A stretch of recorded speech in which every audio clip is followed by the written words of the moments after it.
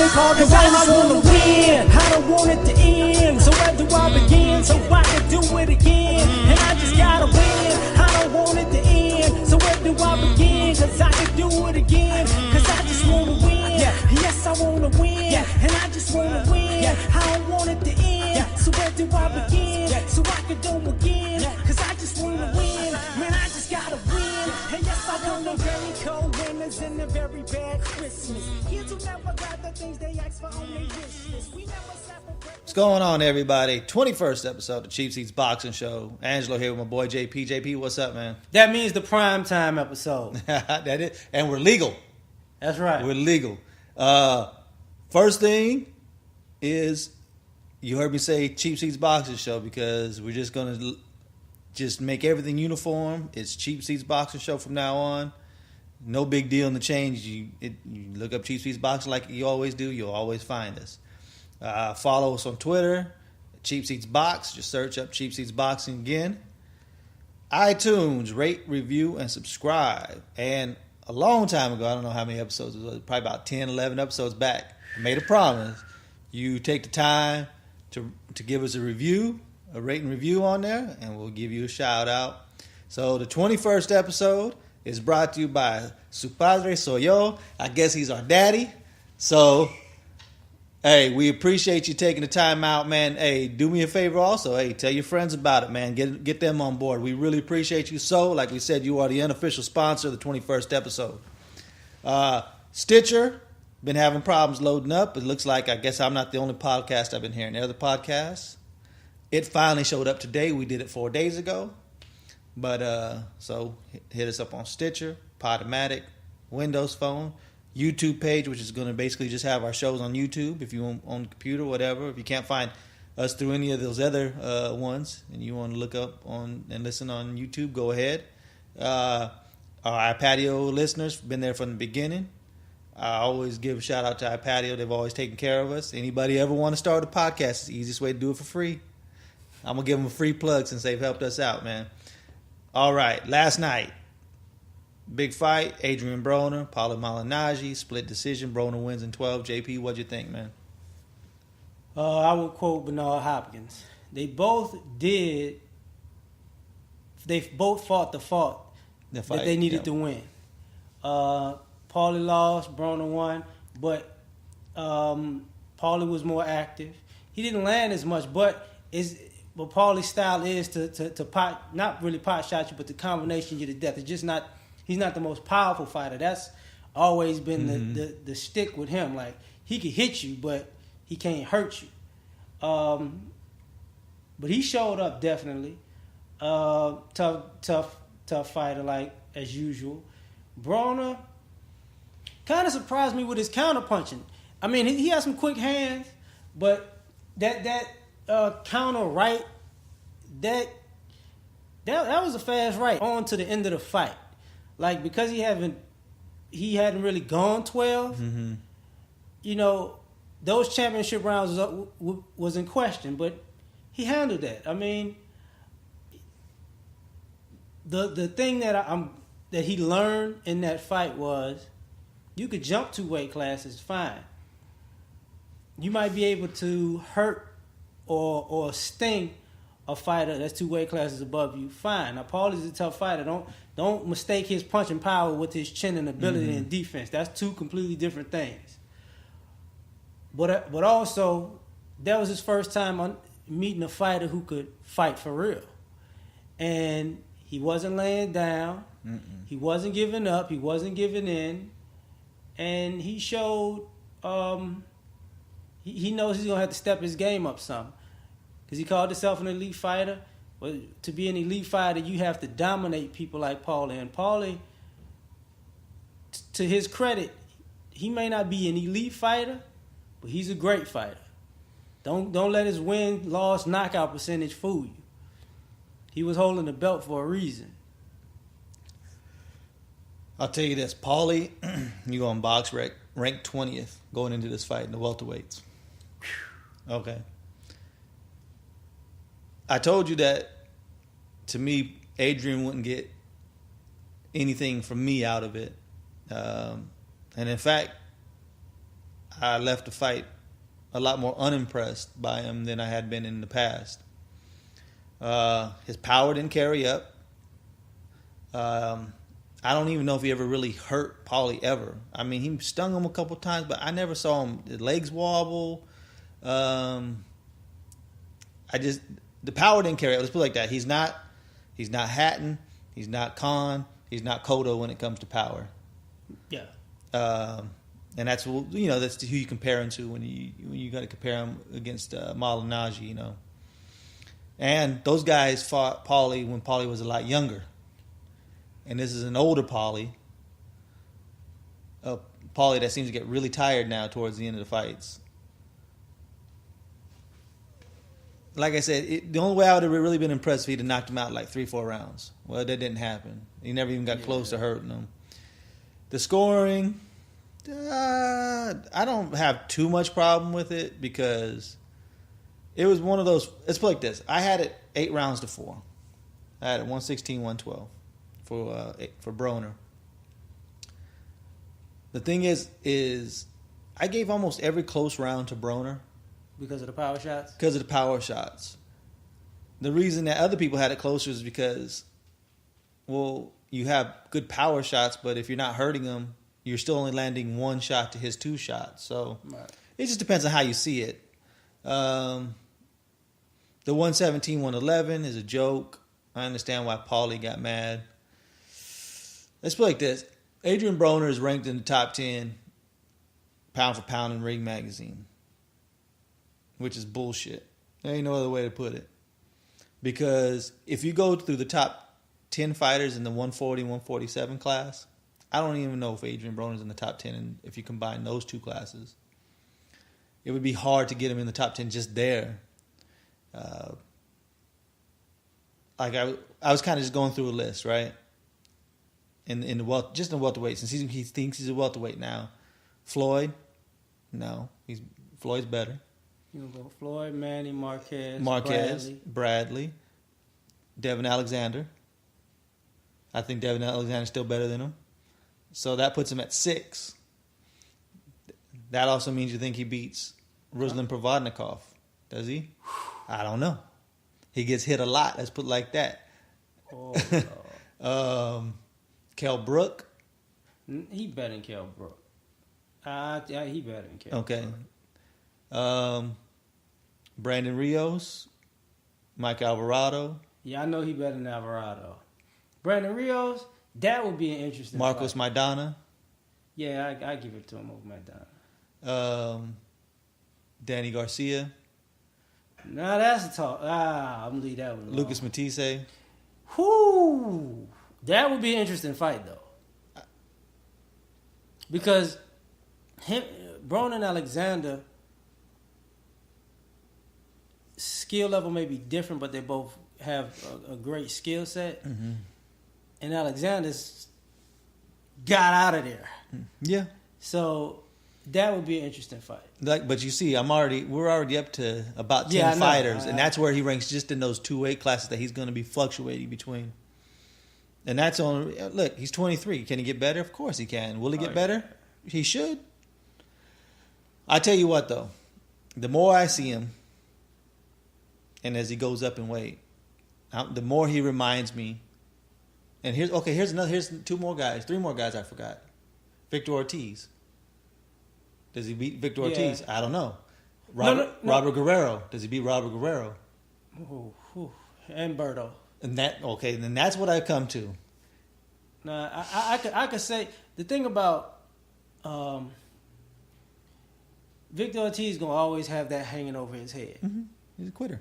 So it's not his ability. Yeah. Don't for anybody who thinks that his ability is never in question. It's just what happens when you bully back. Guerrero, tough fighter. Berto, tough fighter. Okay, but I'm gonna save this for later. Well, but the thing is I was saying this is why I was coming to those fighters. The more I watch Broner, the less I'm impressed, and it kind of reminds me of how I felt about Andre Berto. He kind of is Berto-esque to me. when Berto was coming up, remember how highly regarded he was? Yeah. How he was going to be the next. He was going to be one of those next guys in the top 10 pound for pound. The speed, the punching speed and power was amazing. You mean the hype, not the style. Yeah, I'm talking the hype. Okay. What I'm talking is I'm starting to talk results too. Okay. Is the hype, but a little bit too, because they were I'm going to hide behind the shoulder a little bit, and I'm going to hit you really, really fast and really, really hard. And as Berto's competition went up, his performances seemed to come down. Right. And that's what I'm starting to see with Broner in these last few fights. Well, you go to the Ponce de Leon fight. A lot of people thought he lost that fight. Right. He's not very active. And at 147, he needs to be, to me, more active. Gavin Reeves, to me, was an unimpressive fight because he got hit so much by that guy. I understand if the guy's not hurting him and stuff like that, but you start getting a false sense of security with that chin if you start fighting these feather-fisted guys like Paulie and Gavin Reeves and thinking you can take it. Well, and all of a sudden you have... Because, I mean, his head is pretty still. He doesn't move his head very much. He hides behind the shoulder a lot. But he does catch with that offhand well. He does do that well. I've seen him for about 2 years doing that. Mm-hmm. So I guess that's his way. Just kind of like Rios. Mm-hmm. He might not move, but he can catch with that hand pretty well. So he has a lot. He has a lot to grow with. But I get you. I definitely get you. And here's another thing. What I'm saying about too is like around what? Let's see, 5, 6, 7. In those rounds, Broner really seemed to dominate and look like he might got a chance to stop this guy late. And then all of a sudden he saw he couldn't hurt him, and he had nothing else. Tailed off. To me, he had nothing else. He didn't change up anything. He didn't. I didn't see no change in game plans. He did the same thing. I'm gonna do my step up, hit you, and every time Paulie would throw combinations, he wouldn't punch back for the most part. When Paulie would punch him with one shot, he would counter punch. But if Paulie hit him 2-3 shots, good, he'd have to sit and reset. That's a problem, especially if a guy can throw combinations and hits a little bit harder. That was definitely an issue. The question that I guess is answered about him is he's willing to take on better competition. But the question that's the bigger question is how is he against bigger punchers? Exactly. So that's something we still don't know yet. Right. So I think that's coming in the upcoming future. Because I mean honestly, I don't think when we get to the post fight and I say what I really think about this whole setup in a sense. Because I think his next fight probably should be back at 35 against Gamboa, because that's a puncher at his actual weight that could probably put him down and could probably get him, okay, if this is how hard people hit at this weight, I got to know the hard punches hit harder than this at that weight. But okay, now you turned it off exactly when they started getting into it about the girlfriend, the post fight. I thought it was childish. Okay, did you see the end of Broner's his interview? Which one? The post fight. Yeah, that's what I mean. Like, did you hear what he said about his next opponent? Yeah, that that you can pick it. Yeah, which you know is not going to happen. Because the fans are going to pick the hardest fight, and 9 times out of 10, the fans will say, "We want you to fight Mayweather," which is no. I can tell you who. So far, the early numbers are already in, and it's Lucas Matisse. And it's by a landslide. Oh yeah. Al Heyman ain't gonna have that. That'd be a good fight, though. That would be a good fight. So let's get into the post fight. I already told you about how unimpressed I was with Broner. Hey, look, I told you going into that. That's how it was going to be, unless he was really impressive. Go ahead. One thing I will say about both fighters before we get to that was a good gesture by both fighters with the homage to Camacho and Paulie's homage to Gotti. I'm gonna leave it at that. So the post-fight antics go as such. Broner's giving his post-fight. Paulie comes to congratulate him, basically to bury the hatchet. Fight's over with. Broner starts into his childish things. Then it goes back to an episode when I said, "Stop acting like an asshole." He still is, and he's young. Like, he's going to get a pass for maybe another year or so, but after that, the passes are going to stop. You can't say, "I took your title and your girl." I mean, first of all, you didn't take the title; you won the title. If you took the title, you would have knocked him out, like you said. You tell him, "I'm gonna knock you the fuck out," and you don't even wobble him. You didn't take the title; you won the title. You did it a lot less unimpressively than the other people who beat him. And at that point, see, this is like people say the Floyd thing. He patted himself after Floyd. Not true, because Floyd, for as big as a dick as he'll act like in those 24/7s and the press conference leading up to it, after the fight, Floyd is done with it, and he's always like, "No, you know what? He was a great fighter.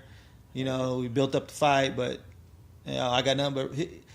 Very rarely have I ever seen him trash anybody afterwards. I haven't, actually. I'd have to go back and look. I mean, like I'm saying, it's Floyd understands. I think he gets it, and he understands what it takes to actually get into the ring. So at the end, you're always going to have respect for your opponent because he was man enough to get in the ring and fight you. And Broner hasn't got there.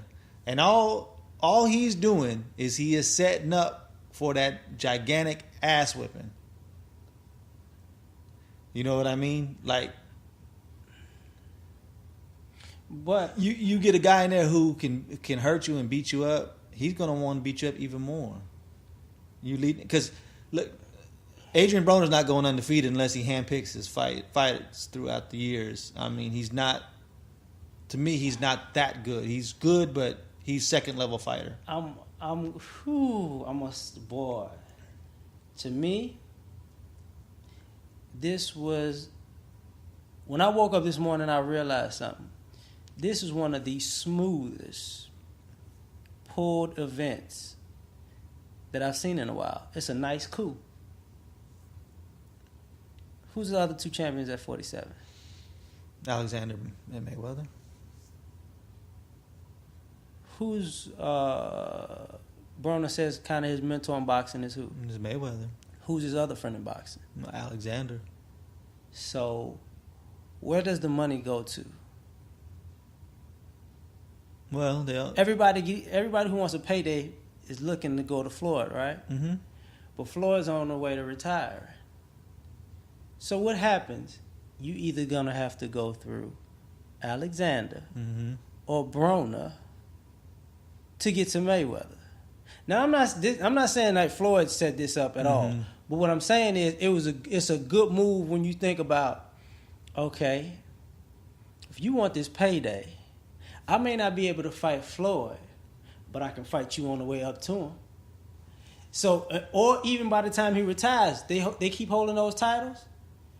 That spot that Floyd has in WBC is still a coveted spot. So guess what? You position yourself to take over where he left off if you got the other belts. So everybody's got to come through you. Because it'd be different if Manny or Wine had a belt there. You get what I'm saying? It'd be different. But they don't. Well, no, yeah, the only one who had Bradley has another belt, doesn't. But I don't think I think that's the one that Paulie just lost to Broner because he had inactivity at that weight class. No, because that was the WBA that Broner lost, and WBO is the one that he won from Manny. All right. Manny's always a WBO guy. All his fights are always WBO. And so it's very, very interesting. Smart. I mean, I gotta admit, it's smart. I think the mandatory for him is Maidana. I think that's the mandatory for Broner. But who's his mandatory at 35? I don't know. I don't know the belt. The belts, enough. I would imagine it's probably like Vasquez, maybe. See, that's where I'm gonna like it, because now he's got double mandatory duty. Mm-hmm. So, he put himself in a situation that he's gonna have to challenge himself, and he's gonna get nothing less than great fighters from here on out. So I gotta respect that. As far as that post fight stuff, it was so damn childish, because on one aspect, I was upset at Broner, because you won the fight. Mm-hmm. Enough of the shots. But yeah, he's 23.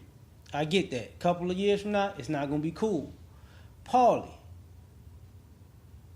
you in your 30s. Don't be running like a little girl talking about that's my side piece. That's not what the fight was about.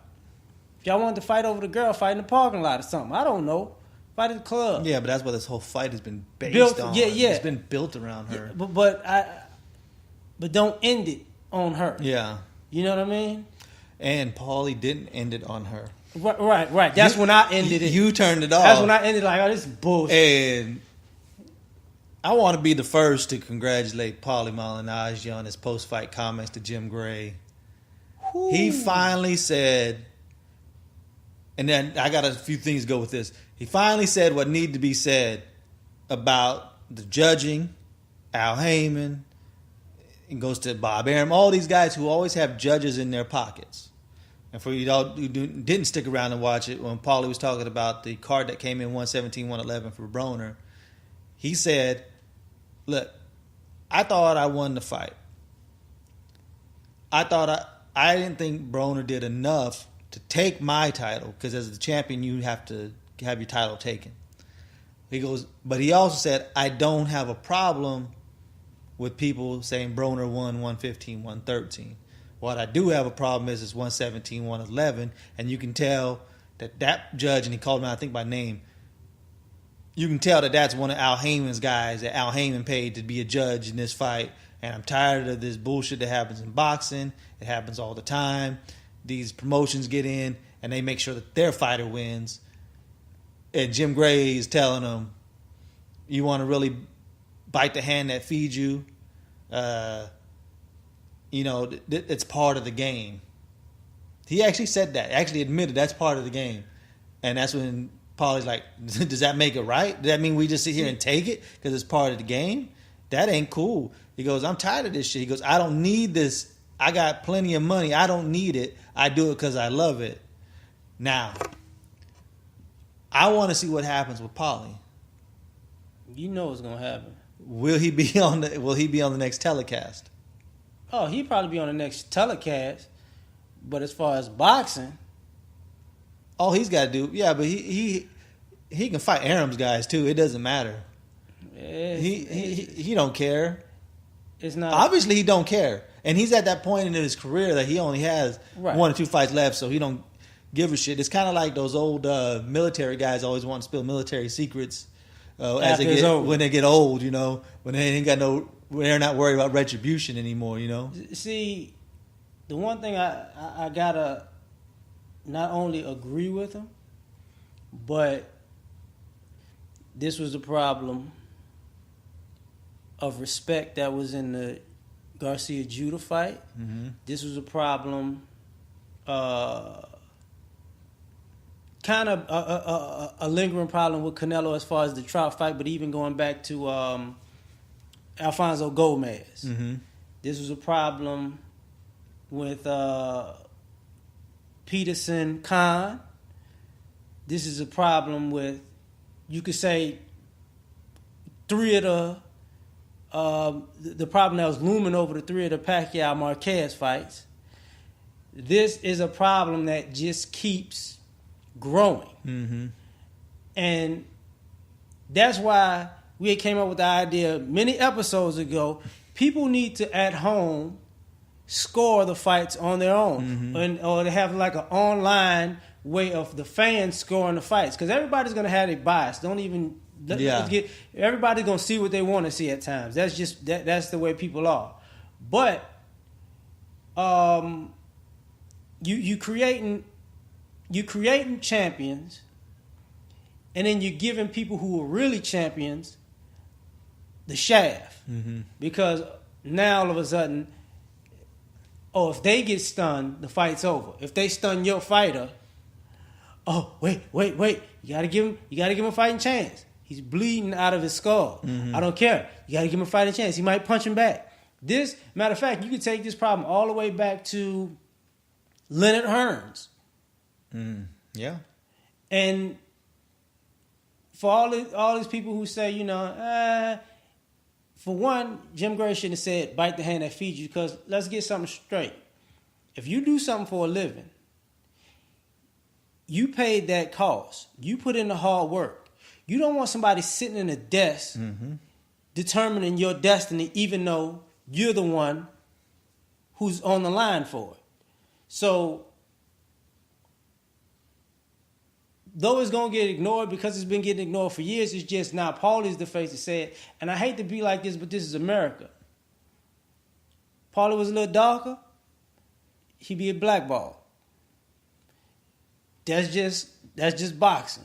But at the same token, everybody, hell, Oscar De La Hoya's career was like that. As a matter of fact, if you take the Golden Boy staff, or what it was a face of, Oscar De La Hoya was the person that everybody felt got all the breaks. Bernard Hopkins was the person that had to take the hard road every damn time.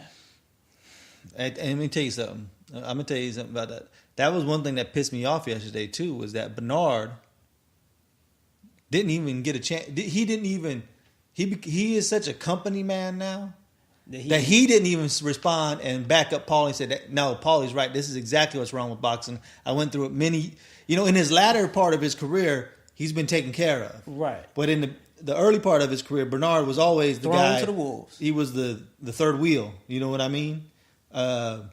He was always the guy that got leftovers and whatever.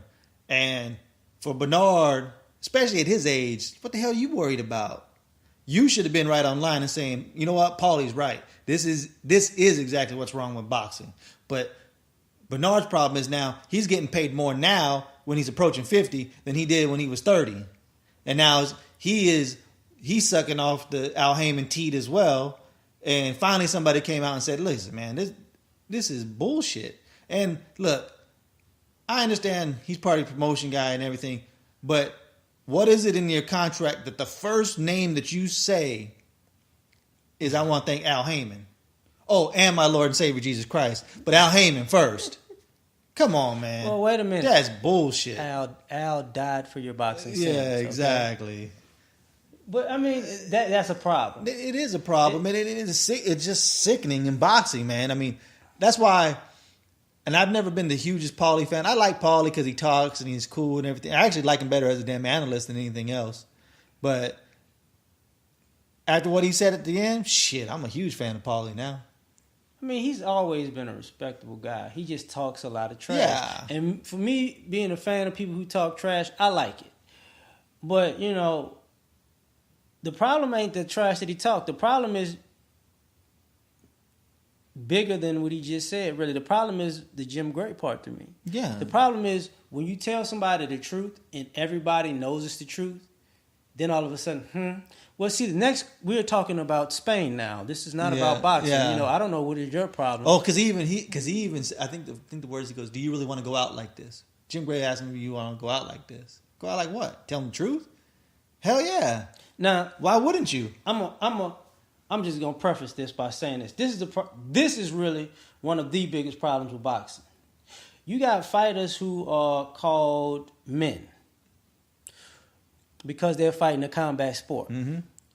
You got an institution of people who you would probably see and say they're cowardly, but they're in charge of the institution of boxing. Yeah. So what happens when you got warriors, when you got lions being led by lambs, and the lambs say, oh, "You really gonna stand up to us? You know we can end your career." One of those boxers eventually gonna say, "You know what? I'm gonna beat your ass on national TV, and I'll beat the truth out of you, And then all of a sudden, he's wrong for that. No, you're kind of pushing people to the edge. And you shouldn't. And if you were so damn smart, why would you push people who fight for a living to the edge when you don't fight for a living? Mm-hmm. But, just my thought. Yeah, no, I agree, man. But I just, one more time, Paulie, man, you know what? Bravo, man, because it's not often that you'll hear people say shit like this in interviews after fight. Not like after, like 2 weeks after the fight, like some obscure show or a radio show they'll call in. But this was when people were watching and on Showtime and the network that Al Heyman is kind of running right now with his fighters, him and Golden Boy. So that, you know what? Good for you, man. Let's just move on, man, because honestly, I can get worked up and get pissed off about that shit all day long. No, because I'm going to say this last part then.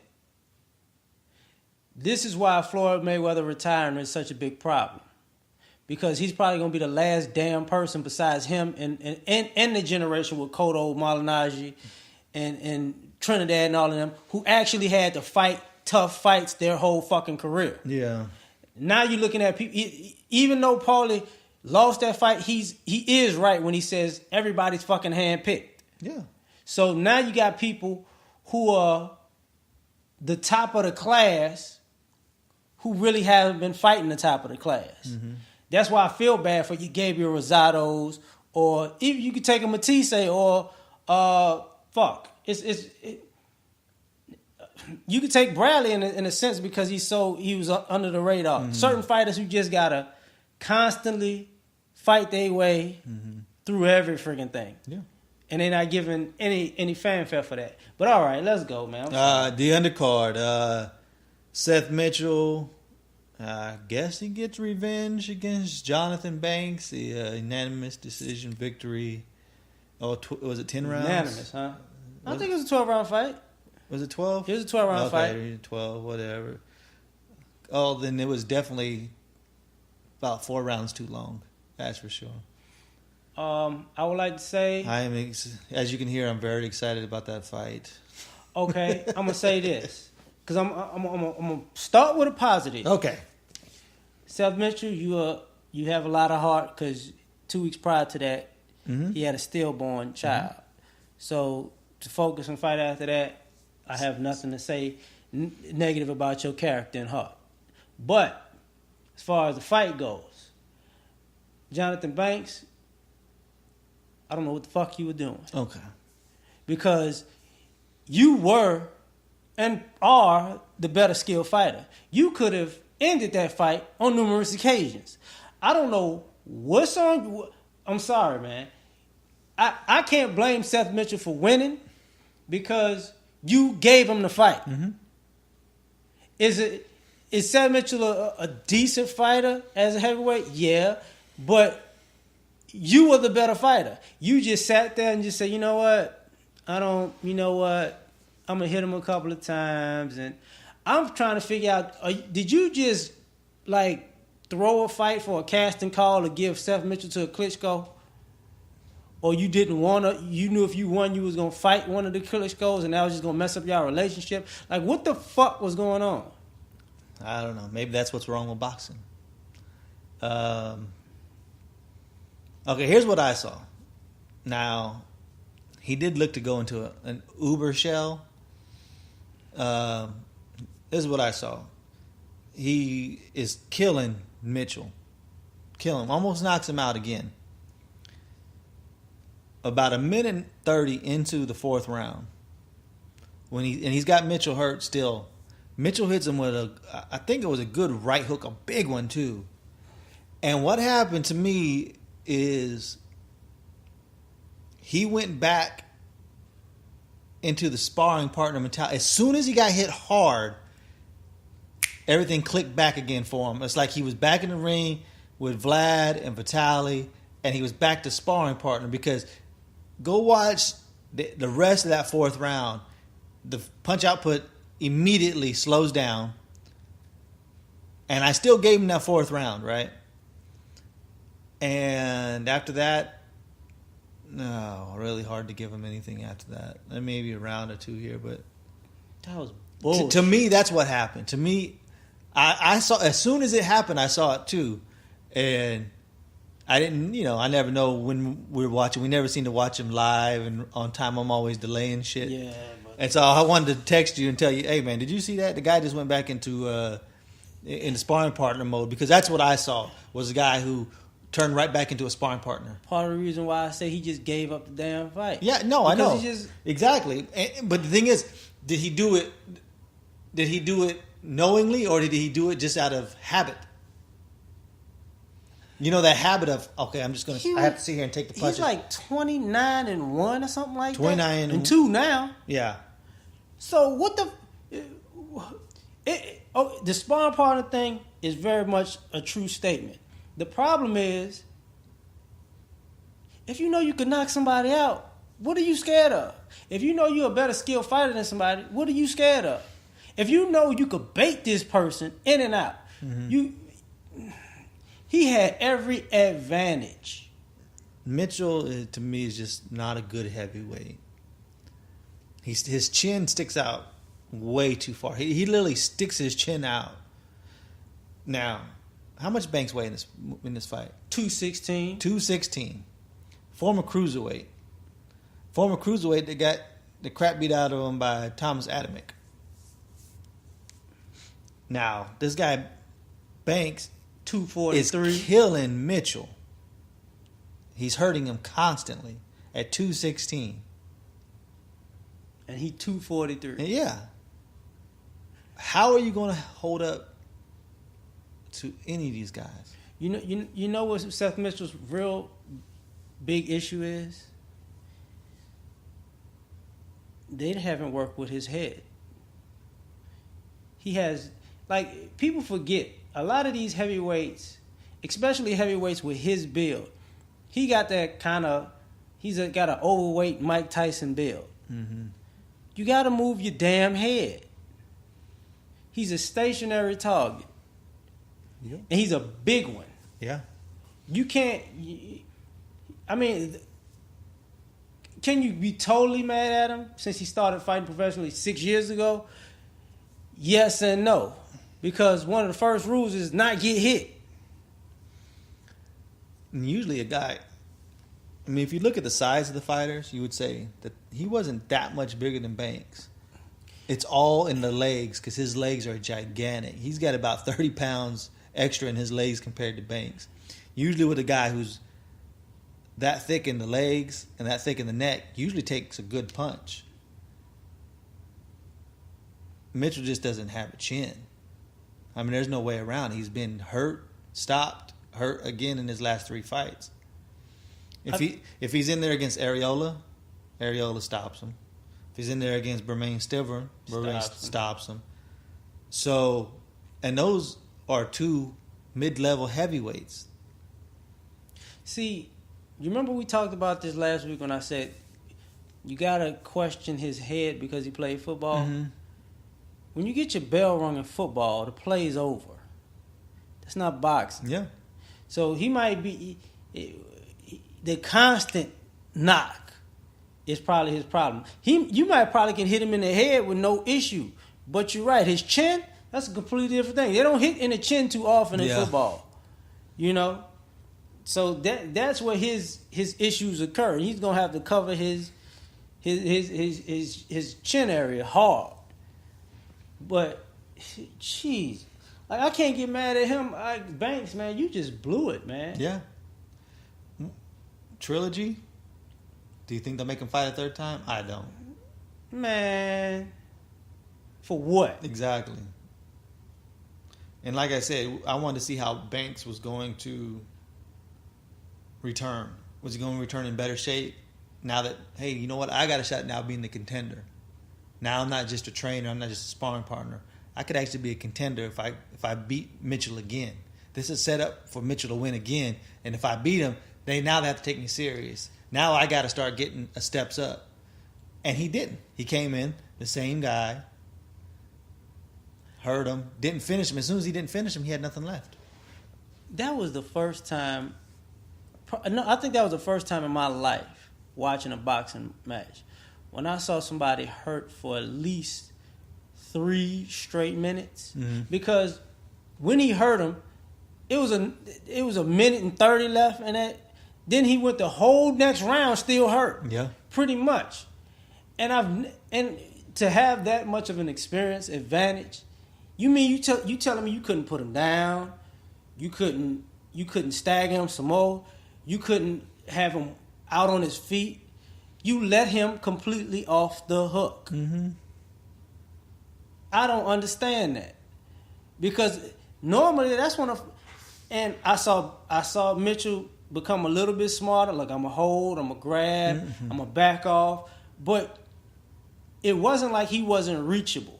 Exactly, and it's not like hitting him and then doing a little bit of movement, because when Mitchell was coming to grab and hold, he was like diving in, and all he had to do is a quick movement to the side. For a former cruiserweight, you would think he'd be able to do that too. Hit him 1-2 and then turn, move, and as Mitchell comes in, he's gonna fall. As a matter of fact, all you had to do was that same uppercut Mitchell hit you with, and is it a knockdown? Technically, yes, because he hit him first and he kept falling forward. Yeah. So hit him on the back of the head while he halfway on the ground. I don't know if he tripped over his feet or what, or just momentum, but whatever. That same little uppercut would have just ended the night. And for him to have the wherewithal to be able to do it, and Banks just kind of, I just didn't get it. I really didn't. And there sums up the United States heavyweight boxing scene. Told you them out of shape fat mother. Boy, I swear. Real quick, I don't want to spend too much time on this damn fight, but what I was saying last week about that 230-pound limit. Yeah. Think about how good that would do with Johnathon Banks.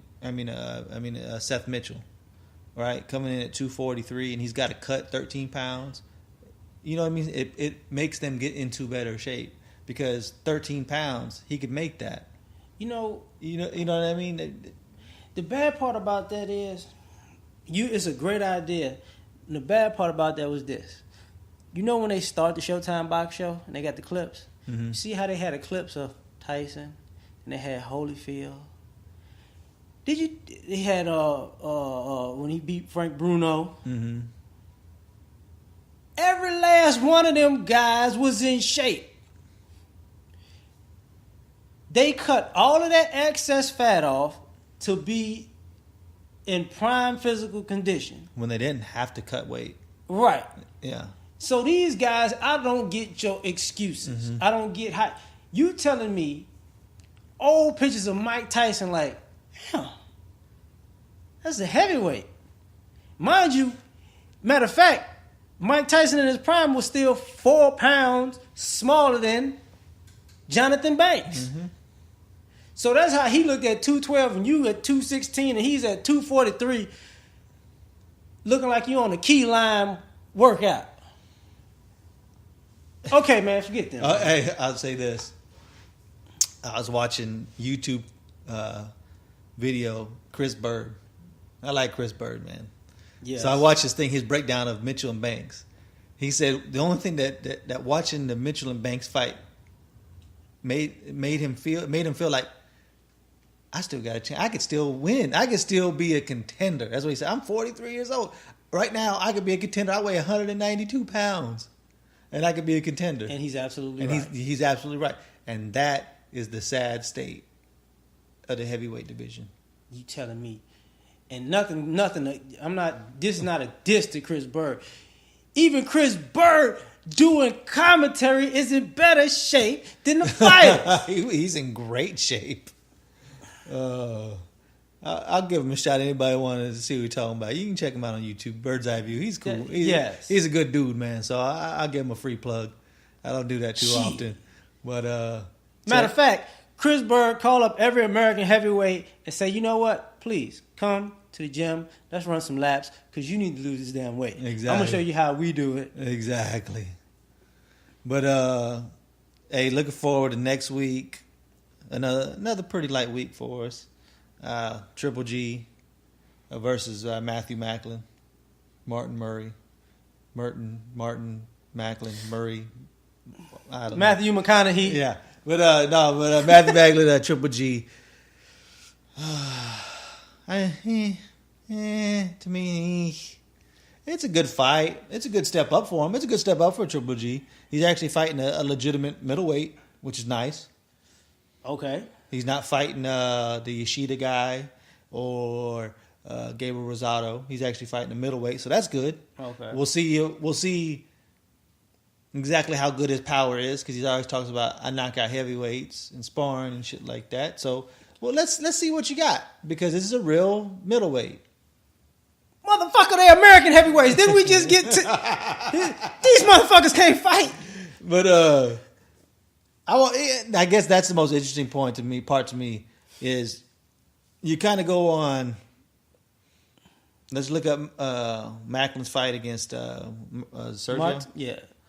We'll kind of compare it to that. I'm interested to see how the power is against the true middleweight. What his next fight after that will be. We'll see. Triple G should win. He's set up to win. There's no reason why he shouldn't. I don't think. If he really is as good. This is a stepping stone, but at the same token, this is the fight that lets you know how good he is. Exactly.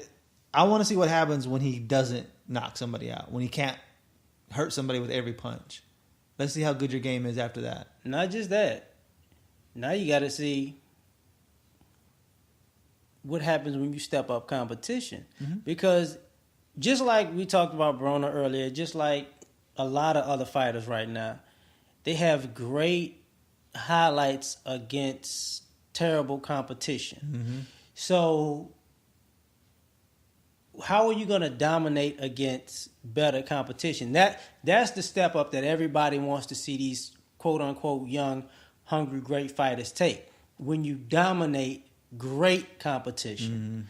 Mm-hmm. Not some guy who got, clowned by somebody else great. I think Triple G, you're going to have to win, of course. Yeah. But after this fight, you're going to have to take on somebody who has the ability to kick your ass. And that's where it all comes to play. The undercard on that, I have to write this down because I have to see it to be able to say it. But Thomas Oosthuizen, yes, that's pretty good, right? Ooh. Yeah, that's pretty good, right? Against Brandon Gonzalez, 168 fight. Now Oosthuizen's pretty good, man. I've seen him fight a couple fights. South African cat, I think. I have seen him fight a couple times on Wealth TV. And this is how I know these damn South Africans. Canadians. I'm real up on my Canadian boxing because of Wealth TV. Brandon Gonzalez, 17-0 from Sacramento. But I think I was looking on there like top 15 to 16 in 168. So at least to me, this could be a really, really good fight, man. This one should be a better fight than the main event. And because you're always looking for new people at 168, because I'm sorry, Saki Obika is not that guy. But you're looking for new guys at 168 if Andre Ward doesn't move up and he stays at 168. So Oosthuizen is one of those guys, unless it's the Triple G who comes up to fight him at 68 or Chavez Jr. comes up to fight him at 168. This is actually a 168 fighter that maybe could be on the horizon in the next year or two for Ward because he really has such limited competition out there because he's kind of cleaned it out himself. Yeah. So that just something for people to keep an eye on, I think. SOG, you probably gonna be in 75, and it's no fault of your own. When you clean out your division, pretty much that's it. You paint yourself into a corner. Yeah. So I mean he's 6'1", so I know he could. He once he come off his break, just get right back into it and start dominating. I'm more interested in the fight. Only problem is I don't trust South Africans. I don't trust African fighters in general. Not necessarily because they're African, but because their trainers have them doing some unorthodox shit that can get you rocked. Yeah. Every time those fighters come, they don't adjust well, or they don't train them to adjust to another boxing style. Just as, even though congratulations to Sakio Bika, that's his big problem. Mm-hmm. You can't beat somebody with your wrist. Oh, good Lord. It's what the gloves are for. You hit them with your fist. Mm-hmm. Those are supposed to be legal punches too. I mean, is it effective when it's ugly? Sometimes it is, but it's terrible. It's very terrible because it looks like a boxer fighting some drunk guy in the parking lot. Yeah, it does look like you definitely see the same kind of skill in boxing punches thrown on YouTube. Right, I mean, absolutely. I saw that fight at the sports bar about 2 years ago. Yeah. And the dude swinging wild got knocked out, so you just happen to be a winner. Yeah. A guy like Bika, all you need is somebody who throws a straight punch because you throw so wide and so wild that somebody who just throws straight punches is going to destroy you because you're wide open to it all day long. And frankly, to be honest, I'm glad the man won. This is his fourth opportunity. He won. But when I was looking at the fight, this is where you say something to the extent of if he didn't get the sympathy vote, the shoe would be on the other foot. Mm-hmm. Because the guy outboxed him. Yeah. Don't get that twisted. I mean, Bika had a bit more busy output, but you can't count all them wild shots. Is it really a landed punch if you don't hit him with your fist? I mean, come on. What did you do? I clotheslined him in the third. They were great. Well, go ahead, man. Oh, well, quick. Yeah. Congratulations to Rashee Warren and J. Rock Williams. They was on an undercard. Under. Yeah. So, I think we need to trademark the under card. Yeah, okay. The under card because Under. the under. We always say the under card. Easier than saying show extreme, but the under. But just one more time, don't forget the name change. It's just Cheap Seats Boxing Show now. Follow us on Twitter, iTunes, rate, review, and subscribe. Hit us up. Give us a follow. And like I said, episode 21 brought to you by the unofficial sponsor, Su Padre Soy Yo. Thank you. JP, take us out, man. This is where the fighters fight and the fans commentate. And we do it just like you from the cheap seats because we ain't buying no tickets, goddammit. Peace. Definitely not for that Seth Mitchell fight.